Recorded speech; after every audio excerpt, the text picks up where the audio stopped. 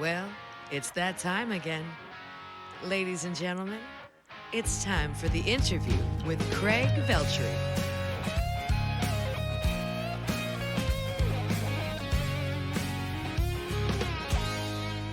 Thank you, Megan Pennington, and welcome to the interview. Our returning certified badass is the lead singer of Six Gun Sally, poised and aimed for the road this summer on the Double Vision Double Trouble tour with Foreigner and Lynard Skynard. Their new single, Sittin' Pretty, drops July 17th. She's still writing and releasing songs about her life and survival and recovery. Her new single, Take It All, is the declaration of surrender, which I've come to understand is the first step in recovery from addiction. We will play Take It All at the end of this episode. Recording in Pittsburgh and calling in from Pittsburgh, Aimee Jane Williams. Aimee, my dearest, welcome to the interview. Thank you so much, as always, and loving that you did your research. I didn't know when Sittin' Pretty was coming out. Someone just asked me. I'm like, it's coming out in July sometime. I'm a follower, I'm a fan, so you call it research, I just call it keeping up. So let's catch up as far as everything going on. So the new single with Six Gun Sally comes out July 17th. You had said that you were thinking about calling the album Winning. Is that still the plan for the record, or is it going to be, in fact, Sitting Pretty? And my publicist, our minds think alike. She wanted to call it that. But no, we're actually going to be calling it Ain't Going Down, which is my new favorite song on the album. And there's a preview of it on Facebook. It sounds great. And you say all the songs are written by you, or at least you have a hand in everything. Yeah, so they wouldn't exist without them bringing me the songs. And Ain't Going Down, like Sitting Pretty and Ain't Going Down, both had the title Sitting Pretty. Like that was the premise, and kind of he's like, Ain't Going Down, he had that idea. So then I went forward and wrote every single by lyric. He was this Ford as well? Ford Thurston, yes. Ford Thurston and Dave Barb kind of come up with things, but Ford Thurston came up with both of those, Sitting Pretty and Ain't Going Down, and that's what they were going to be called, and that's how they were going to go. And then I wrote every single lyric from there. Of course, I wrote Sitting Pretty about my life, being on the road with six guns and me. And it's fun. It's a real fun song. I love it. So, but yeah, Ain't Going Down has beat it. Like Winning was my favorite, and now this one is my favorite on the album. So, yeah. This is probably the most open-ended question I could possibly ask anybody, but are you excited to be touring with we talked about the prospect of it, but as it's getting closer, Skynard and Foreigner, how you feeling about a month out? I'm excited about all the people I'm going to meet on this tour. Like I'm literally I've just been in such a good spirits. Like this is a whole new area of sobriety for me. I'm comfortable in my skin. So I want to go out with my Sally hat on after we open the show and just meet every single audience member that's there and give them a customized guitar pick like you have, because I want to make friends and hopefully get some followers to, there it is, Moonshine Vagabonds. I love that pick. That's really nice. I have to talk to you and see who you go through, but I want Ernie Ball. I want Ernie Ball, the 60 millimeter, because that's my pick. So I really like if I custom those. But anyways, yeah. Jim Dunlap 88s if we're keeping score, folks. The extra grip, I got one of those here too. So nice. Sponsor me, damn it. But you were saying you're looking forward to meeting the fans and prospective fans of Six Gun Sally, going to all of these cities and towns. I doubt that. I think the answer would probably already be no, but if you had contact already with the Skynard or Foreigner camps already? So with Foreigner, I knew Peter Keys, the keyboard player, because he's friends with Ford Thurston and Lance Lopez, who I lived with in Nashville. So he's been to our house many times. He was one of the first people I met when I moved to Nashville, and I was starstruck then. I'm like, oh my God, I just met Lynyrd Skynyrd's keyboard player. So the fact that I'm opening for him now is like really crazy, because that really had nothing to do with me knowing him. This all kind of just worked out. So he's always been somebody that's very cool. I love his wife. I've talked with both of them. So that's just cool. And I feel like I have a friend kind of in that zone. But I don't know anybody from Foreigner, and Johnny Van Zandt, he's cool. He watches us from the side stage, and he's taking pictures with us and stuff. But those are the only So he's people already been on rehearsals with you guys. we've done a short, we have opened for Skinner like a handful of times already, but this Oh, is okay. the first like legit tour that we're on with both bands, and like it means something because like we're part of this, so No, yeah. that's incredible. I mean, the soundscape and just you guys began the band itself before you even joined. Began as a Southern rock tribute band, and it eventually went into original steps like a lot of bands do. And then they ditched a singer, and then they hired you. And as I said last interview, you guys have had proof is in the pudding. This tour coming up and this new record coming out.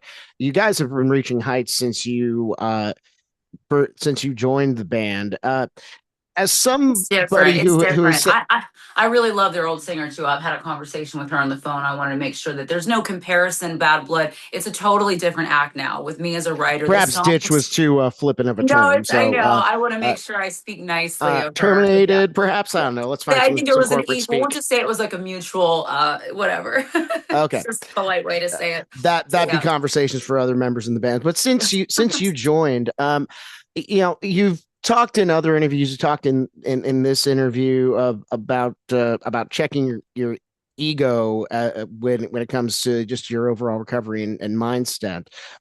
Is it a constant battle? Is it that big of a deal for you, or should we pray for you? Oh, always pray for me because I never want to forget who I am. That's a whole conversation for later because I wanted to talk to you more when we get to take it all. Mm. Um, but yeah, like I tell everybody the same thing. I'm like, dude, I'm name dropping left and right because this is the biggest thing I've ever done in my music career. And this could be it for me, Craig. I'm peaking right now after this tour. That could be it. So I'm just relishing. I'm happy that I've made it to this level. I never thought I would. It's just hard to find your place in music anywhere. So I wouldn't say I'm like ego. I'm grateful. Like it always goes back to I'm very grateful. I'm not above anybody. I still take vocal lessons. I'm trying my ass off to make sure I take care of my voice and I can sing in key and I can deliver. Like that's just where it's at. Like performance first, bragging comes later. We'll see. But yeah, like I'm excited. I do name drop a lot, like because this is exciting for me to be doing this year. So um Excited for you and the new Six Gun Sally record in full. How many songs and when is the full album going to be hitting streaming? I don't know when the album comes out, and I think there's 12 songs on there.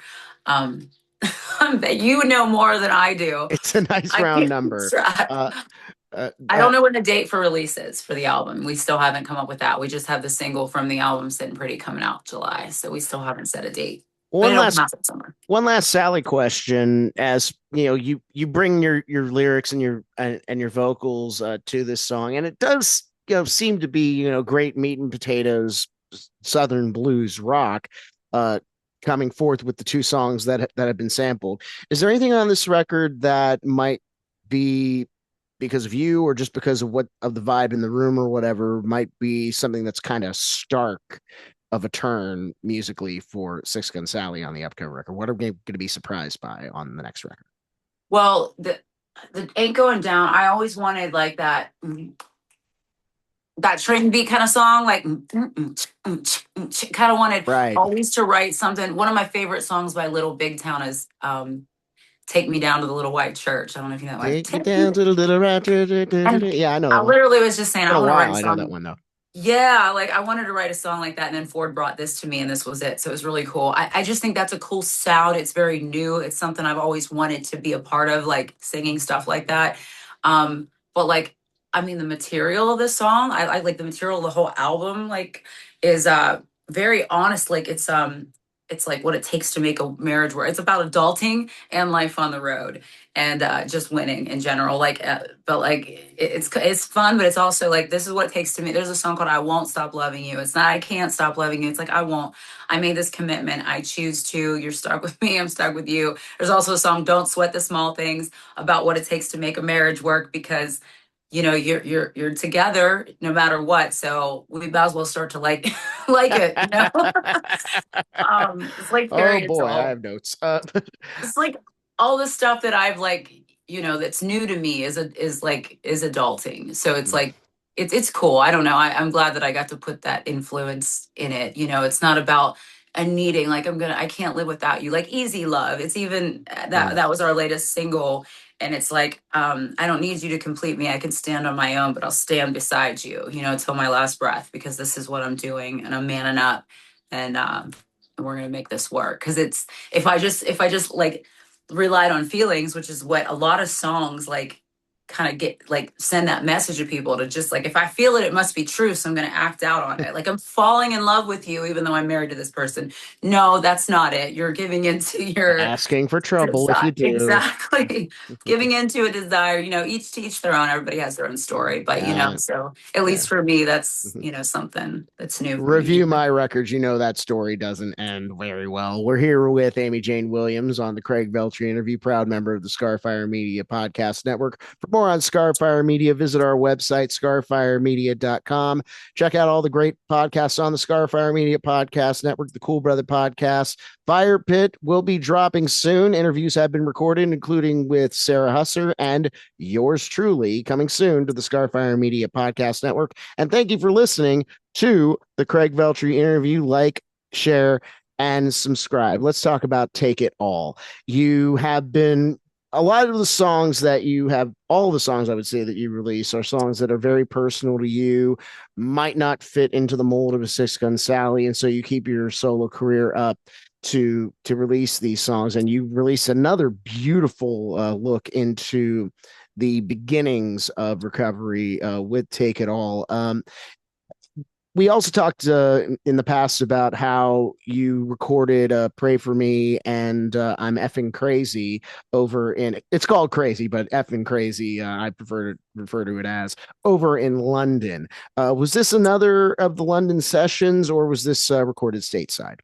Nope, this was me. I won't give away all my secrets, but there was help with building the track. Give away some of them, Aimee. There's a lot you can do now with the help of the AI building the tracks. Let's just say that you can help, and I can get my voice to sound the way I finally want it to. It's heavily produced, but when I perform it live, it sounds great. It sounds better, I think, on the record, and that's what I'm doing right now in the studio with the help of some auto tuning with Rick.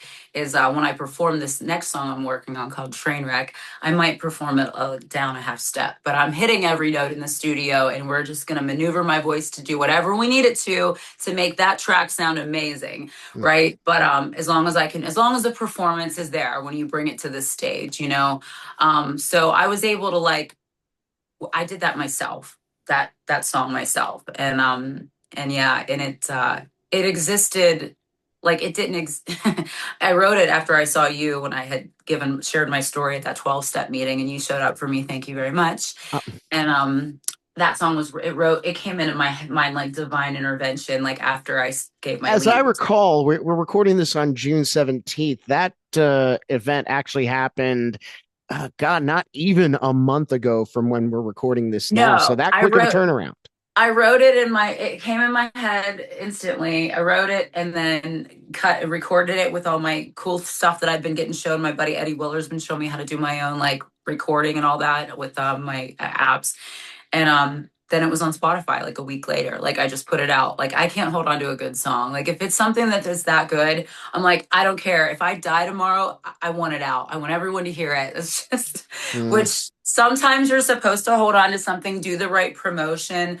But I just didn't. I wanted it out. I wanted to throw it out there because I was happy with it. I really liked it. To me, it's just, I've been listening. I write the songs I want to hear. I've been listening to it a lot. I just really like it. So I gotta say, I'm completely the opposite of this. It takes me about a year to get into a studio, just to save up funds and to have the material. A lot of it is backlogged, and I would say that the upcoming record is going to sound a lot like material that could have made it on to Sounds Like Me. It could have been Moonshine Vagabonds record. I'm the kind of person that, if the song is good, if the song I feel is stylistic, I feel like my stuff is stylistically timeless. I hope anyway. So I love the Cabin song. It's amazing. Inside the Cabin. Thank you for that. But so for me, I tend to lean on, you know, when it's time, and it's going to blow to people's minds. So, have you always been, and you've had a long career? Do you find that has always been the case with you since you started releasing music? You've always been like, it's got Impulsive. it now. Not Impulsive, yeah. not Yeah. impulsive, but I like, but just oh, I but like just it. it's ready now. Right. Like I like it. Not with everything. With the six gun stuff, I prefer to do it live a lot before we record it because I can always go back and do something better. With this song, I'm not like that with every single one, but I was like it with this one because I was like, it wasn't that important that I did all this promotion for it because it didn't cost me much to make the song. I did it fast. And I was just like, I just want this out there for all my people to hear it because I have all these other songs we're promoting and releasing six gun wise. So I'm just gonna throw this one out there and just see what happens, you The know. term mixtape single comes to mind. Would you call in that it's something that's not very heavily produced? It's not something that really had a lot of uh production, almost kind of DIY punk kind of rock going behind it, Mhm. and the hip hop community usually thrives on that kind of Yeah. spur of the moment release. Would you call Yeah. it a mixtape single then? Yeah, maybe that's what it is. Yeah. And it's just another song of surrender and like anything like I'm just kind of really into that. What I wanted to say about this song, that's why I was excited to talk to you about it For because sure. because so like I'm still releasing the songs of surrender even though I'm living like the best life I've ever known and it's not, something that I think Perhaps you're is backlogged on it, or is it? Do you have a well, lot to say on the subject? it's like, it's something I'm still working on character defects. I should not worry so much about what people think, but I get a lot of, girl, you need to leave your past behind you and Mm, forget that. That's old. Well, like, can you tell me how important it is to not put that past behind us and forget? Because I have in the past. That gets me in trouble. I'm like, okay, I'm not that girl anymore. Like, and I trick myself into thinking that I'm recovered and I'm a new person. And I don't, it's not like I'm living in the past. As you can see, I'm happy as like a pig in shit. I'm really honestly like sitting pretty, okay? But when I'm able to write something from that pain, I'm so grateful because I always thought I had to be living in it to write it. And I want to continue to reach out to those rock bottom people that feel it because, like, it's so, like, it's all I got left. It's like if I'm helping somebody, then at least I'm doing something. Like I've been showboating myself my whole life from being exotic dancer to the Six Gun Sally doing all this, playing the rock star. I would like to be able to help somebody on a wider level through my music if I can. And it's a good song, right? it So is a very good song. We'll I talk about the stylistic choices that you brought to the song in just a second. Aimee Jane Williams on the Craig-Veltri interview, now streaming on Music from the 412, airing Mondays at 8 a.m., Tuesdays at 11 a.m., and Thursdays at 5 p.m., and available full-time streaming on musicfromthe412.com. P.S. Your brand new single will be submitted for rotation on Music from the 412 as well. So, stylistically, I mean, it's a very almost a Americana country. You kind of lean into that kind of motif. Was that how you heard it in your head as you were inputting this into your production notes? Yes. I mean, I did. I wanted it like acoustic beginning, kind of just something to build, a lot of dynamics, kind of. I love that when the song builds and then after the first chorus, it really, comes in. That's kind of like my style of doing things. I like to do that. Same thing with Crazy. It kind of built that way, that song. But yeah, like the material, what it is about. And I want to stress to the public how important it is for people that are in recovery or recovered to continue to remember that past so vividly and so clearly. And that's why I continue to put it into music. And Play the this tape all the way, I've heard it said. right. And this train wreck song is like that too. It just references what it's like to have an addiction. It's actually a letter to my addiction. And just for now, please take the back seat and shut up. That's like one of the lines that's in it, because it is talking to you and how quickly my mind goes to that crazy thinking, especially being on this tour. Whenever things start getting more important than recovery, like it that thinking comes back. I mean, it's a matter of days before I'm thinking that a drink sounds good again. That is the person that I like am. So I have to be that, like rather than, oh, that was just a phase I was going through. I'm not that girl anymore. I've tricked myself into doing that many times, and then I've paid for it in the past. So that's what I wanted to say about that song. Well, I only asked this next question because you bring it up, and I know the answer to the question because I have been asked it quite a few times, considering how extensive my touring is, how often I am in bars. I'm in You're bars more always on often. tour. Oh yeah. Always on tour. Yes. So my question to you is it difficult being in places that serve alcohol? It's around, and you've mentioned the band still drinks. Does that remain true? How difficult is it for you? I mean, you've remained sober, but are some days harder than others? Yeah, the band is pretty respectful. Well, it's easy to go into my bunk if when they're drinking, they're having a good time. There's no angry drunks on my bus, which is good. I'm glad about that. They have a good time, and they don't tend to get super sloppy or anything on the bus, thank God. But no, you know how it is. We're always around booze. As long as I'm spiritually fit and I don't forget who I am, that's just it. Like that's why it's important. And that's what making new songs like this does. It keeps me reminding me of where it's at. And then whenever that rock bottom person reaches out, talking to a lot of newcomers, and thank God for Zoom. Like I can be in a Zoom meeting, all this downtime I have. You know what it's like being on tour. It's like the hurry up and wait tour. That's what it should be called. Like we gotta get there for sound check, and then we have all day to kill. So I can be Mm, on Zoom meetings and working with my sponsees and my sponsor, like while I'm out. As long as I stay, you know how it is. As long as we stay spiritually fit, it's really not difficult at all to be around it. But when I get distant from that and I get more into my work than I do in recovery and helping other alcoholics and addicts to, that's when it becomes difficult because I'm prioritizing the work over that. So, yeah, I put it this way: the alcohol was never the problem. I was the problem, and if I ingest alcohol, it's an allergy. I can be around shrimp but if I have an allergy to any kind of shellfish, which I don't, I'd be very sad if it turned out I did. I I don't ingest the thing. As long as I don't ingest the thing, it's it's not a problem. not an issue. Mhm. So please drink, be merry, and Oh, make yeah. irresponsible decisions around me. Just don't involve me in them. We're here with Aimee Right. Jane Williams on the Craig-Veltri interview. To check out any old interviews, check out the Patreon for the Craig-Veltri interview archive for just $5 a month. You can hear episodes that are not available on streaming, including the first interview with one Aimee Jane Williams. That is available now on the Craig-Veltri interview archive at patreon.com/CVI archive. New tiers coming soon, so you can get the complete set of Craig-Veltri interviews. So we've already talked about the new Six Gun album coming out. You've already talked about Trainwreck. When is Trainwreck going to be ready to go?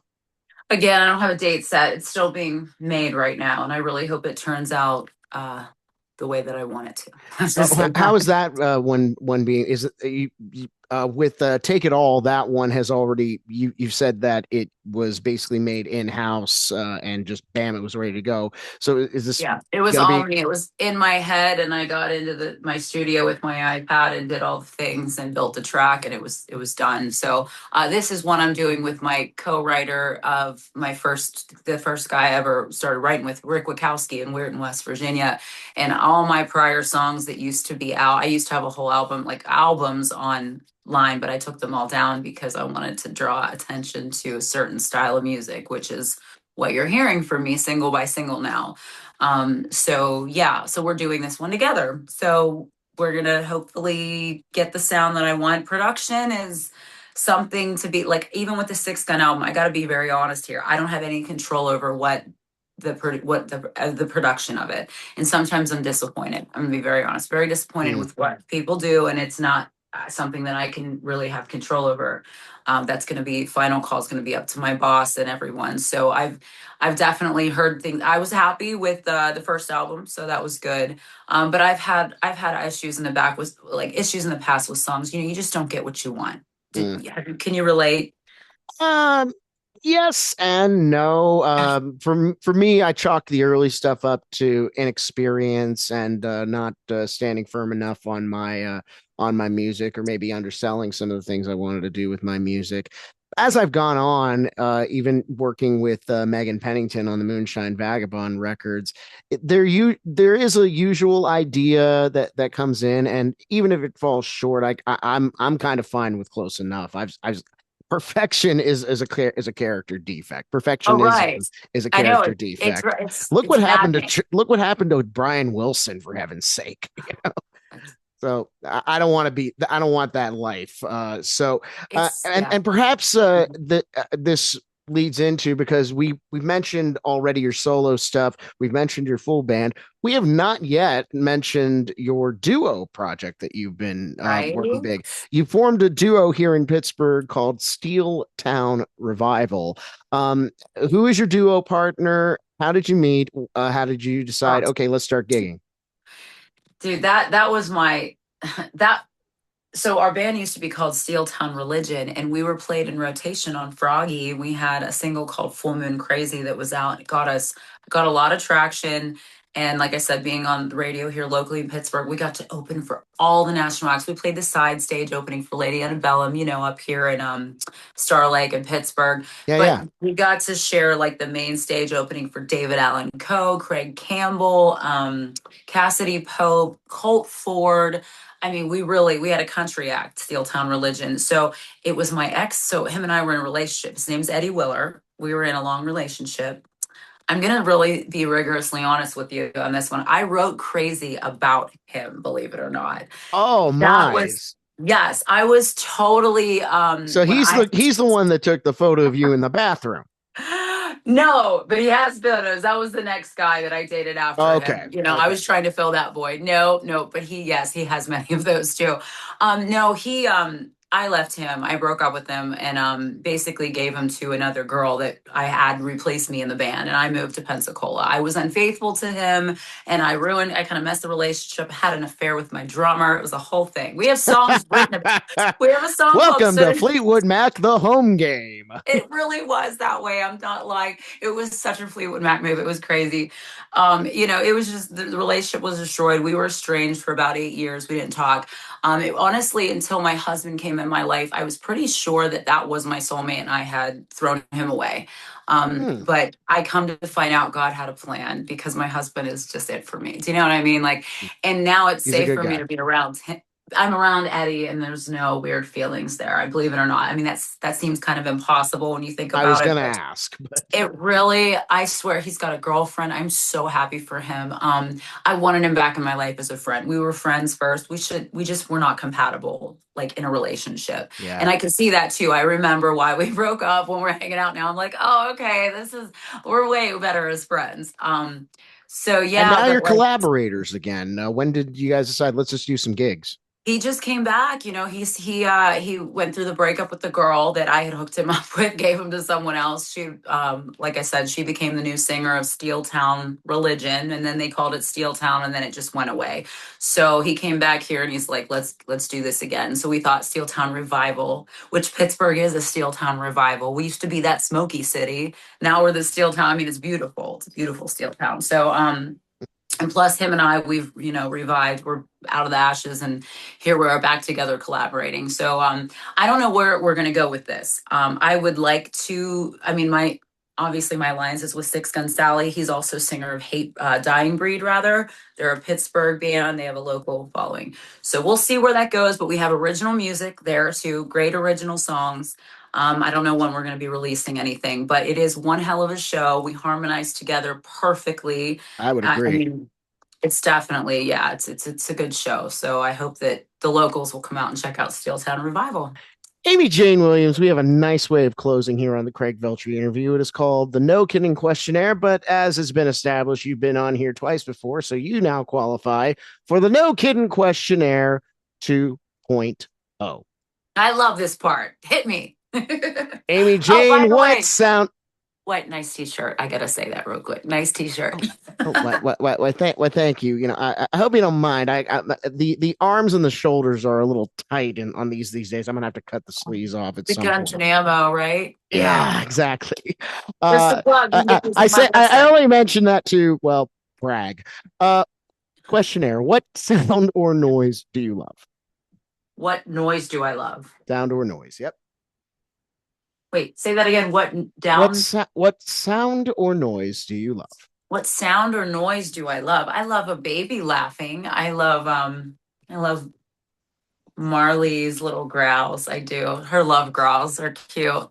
I mean, that just is the first thing that popped into my mouth. Not baby crying and not dog crying. Both of the other I things. was about to say we've talked off the air, and you talk often about Dennis and having a family with you and your dog Marley.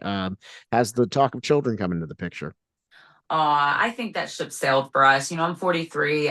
He's just, it's never, I mean, if it happened, we would obviously love that. I mean, I would love a little person that was half me and half him. But I'm not into, adopting. I mean, it's nothing that I don't feel like maybe it's just not for me. You know what I'm saying? It's not like if the opportunity came and there was like I do love children sometimes. um, Same, same. Yeah, yeah, I don't know. It's just not, I don't know. I don't think that's in the cards for me, but definitely dog mommy with Marley. yeah. She's Uh, it's time for the appearance. There's the cookie and cream with legs. There she is. What a sweetheart. Well, on the other side of the coin, Aimee Jane, what is sound or noise do you hate? Yeah, I was just about to say it's the same thing. When she whines, when she cries over nothing, especially because she wants treats late at night, it pisses me off. And when I hear a baby screaming like the top of its lungs or any child, that really makes me angry. But the ultimate, I'm sorry, the ultimate one is mic feedback. I mean, Oh, ooh, we experienced it at the Saxon Inn. Of course, my favorite line is once I turn that thing down, it works. It God works. forbid, God forbid there was a crying baby while I hear mic feedback. I might punch it. You know, it makes you want to punch a baby We, whenever you hear that sound. oh, just make sure the microphone isn't in your hand. I know, right? What is the one song that you are not yet tired of playing, singing, or listening to, and it cannot be one of your own? One of my own. Okay. Oh my goodness. Um, I have to say, I really enjoy singing We Were Us by Miranda Lambert and Keith Urban with Eddie Willer. That's one That's of a my great favorite song. songs. Yes, we harmonize together really well. I just really feel it. I've sang it so many times and I'm just not sick of it yet. Would you say that's a song that describes the two of you, you and Eddie? Is that It why you did love it for so a much? while. Yeah, yeah, it did for a while. Yeah, it was definitely part of our story and definitely missed him there. It's like I said, it's a beautiful thing now. Like I just so love him. He's like a brother to me now. You know, I'm actually us four are planning on going down to South Florida and playing for 2 weeks. We're gonna bring our significant others and like get Airbnb a house or something for 2 weeks. So I mean that's how cool it is now, like That double is date. cool. It's awesome. Yeah. If reincarnation is real, what animal or organism do you hope to come back as? Ooh, that's huge. What animal? Oh my gosh. That doesn't come. I mean, obviously, like bald eagle came into my head because I think it'd be really cool to fly, So maybe some type of bird that was not shot at for sport, A like an protected, endangered. endangered animal. I want to come back as an endangered bird. Yes. Yeah. Mhm. Yeah. That's all I can say about that. What is your? We've talked about this just in discussions, but what is your favorite food to make at home? Oh, yeah. Well, like my favorite thing, it's so easy, it's really yummy, is just like the salmon that's never been frozen with Mrs. McCormick's smoked maple seasoning on it. It tastes good. And a kale salad with lemon and olive oil. It's on top of it, the kale on top of it, the salmon on top of it. It's just really yummy. I make it a lot. It's healthy. It's simple. So that's like my go-to dish. Plus I get to show off because everybody that eats it's like this is the best, whatever, like combination. It's yeah.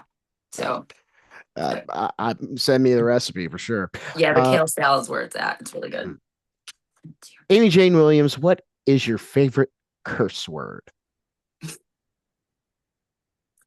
Oh my gosh. Oh Lord. I mean, it's like the one that I try not to use, but I name my song after. It's on my t-shirts. Is obviously an F-bomb, but like when it's dropped in the right context, you can't do it all. You can't use it all the time. Mm-hmm. So Yeah. I think, I've always said profanity. It doesn't really appear in my songs because my language, I think, is strong enough without profanity. I love when I'm in London. I love them hearing the C word. I love hearing it. It's so great the way they say it, like it's nothing. That it's fun for me to like be around that. It's like, they just they're like, what's up, cunt? Like sorry. But it's like their buddy, like, oh, he's a cunt. Yeah, I don't know. Yeah, they use the AH sound in both the F word and the C word. Fucking got. Yeah, right. Like we say Don, right? It's like yep. Yeah. Last question of this questionnaire. If you were given the choice between starting life with your current knowledge again at the age of 6 or $10 million, which would you take? Oh, I could redo life at the age of 6. Begin your life again with everything you know at the age of 6 or $10 million. What would you take? Oh, I'd take the 10 million, definitely. That would in be a heartbeat. You said that. Yeah, definitely. Because it's turned out, God had a plan the whole time. It's just turned out so much better. If I had to redo it, I'd mess it up. I'd get right in the way. I just think everything worked out really well. I'm really happy with where I'm at in life today. So that's one thing people don't ever say whenever I ask this question. It's like, that must be a special kind of anxiety if you can see it all coming. It's like, oh, you're going to turn into a bad person and I'm going to fall in love with you. And it's like, it's like, I'd have to leave the city. I'd have to run away at 6, and then all of a sudden, how did I know all the stock tricks? So. Yeah, right? Oh yeah, I could do that. You make more money now. I wouldn't want to mess up God's plan. And maybe the people that choose to redo life have like $10 million, but I don't have $10 million, so I'd like to have that. So yeah.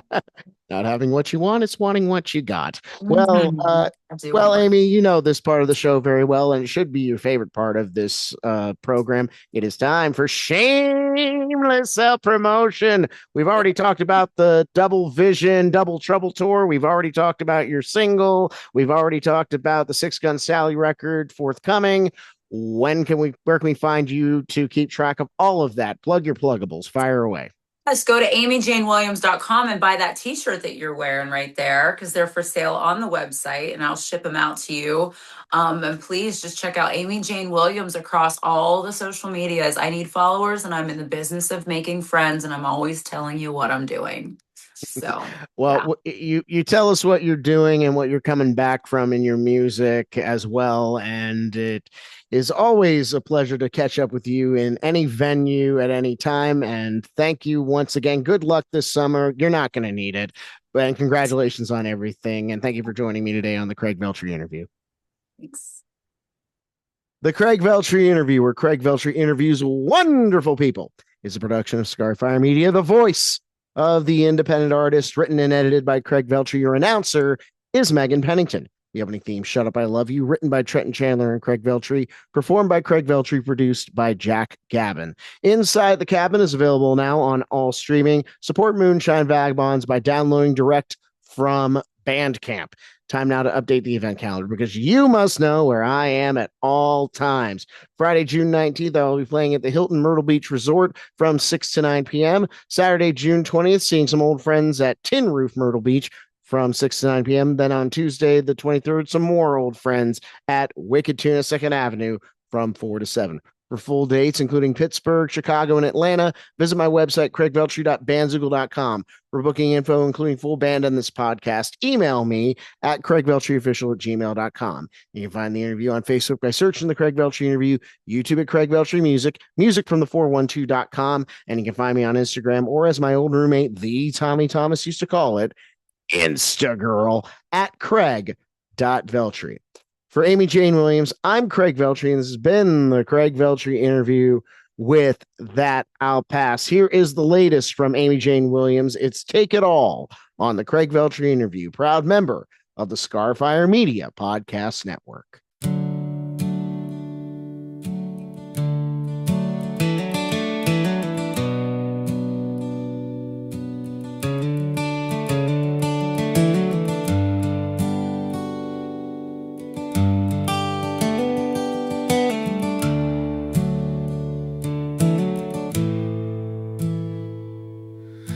they'll never know. I'll just put this makeup on my face, won't let it show. Hell, I can charm this whole damn place, and then I'll cry when I'm alone. 'Cause nowhere feels like home, so I'll just leave. Then I'll leave. I never thought that I could sink so low. I never wanted to sell my soul. I never thought I'd question why I shouldn't take my own life. So if it's true that God grants grace for free, please God, let it be me. Catch me before I fall. All of me, take it all of me. Take it all of me. Take it all of me. Take it all of me. I just need a hit of something, just a little bit, to feel different. Ooh, till it's my wrist I wanna slit. I never meant for this to go so far. The only home I know is this damn bar, and I can't leave. No, I can't leave, no. And I never thought I'd sink so low. I never wanted to sell my soul. I never thought I'd think twice about taking my own life. If it's true that God grants grace for free, please God, let it be me. Catch me before I fall. All of me, take it all of me. Take it all of me. Take it all of me. Take it all of me. Take it all of me. Take it all. Take it all. Take it all. The only way that I'll make it is with divine intervention, 'cause there ain't no human power that's strong enough for me. Take it all.